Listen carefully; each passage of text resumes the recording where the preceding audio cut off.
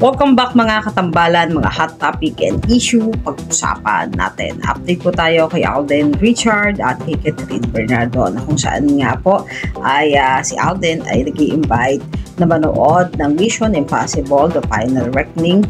Ito po ay sa May 17, Saturday na po at nagawa nga siya ng video upang mag-imbita at manood po ng Mission Impossible kung saan ay dumalo itong si Alden Richard sa premiere night ng Mission Impossible sa Korea na napakagwapo naman talaga nitong si Alden Richard sa naganap na premiere night. Samantala nga si Alden nga po ay enjoy sa kanyang bagong hobby na pagbibisikleta at kahapon nga po ay nag-bike itong si Alden kasama ang kanyang mga kaibigan at matapos naman ang ginawang pagbabike nitong si Alden ay diretso nga ito sa gym upang mag-workout at talaga ng energy itong si Alden at hindi lang sa pagbabike at pagra-running at magiging sa kanyang pag-workout. Samantala nga si Catherine Bernardo naman po ay napakaganda sa B-jewelry na kanyang sinusuot at si Catherine nga po ang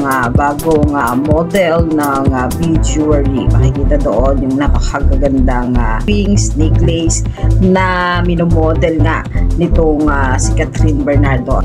At lutang na lutang naman ang kagandahan nitong si Catherine sa suot niyang B-jewelry.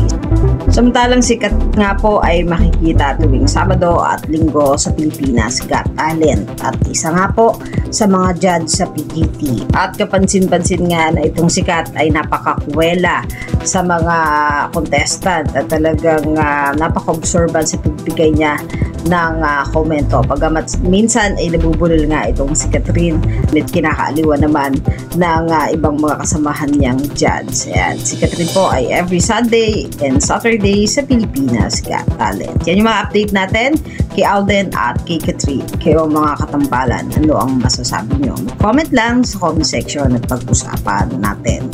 Yan ang mga hot topic and issue dito lamang sa Tambalang JK.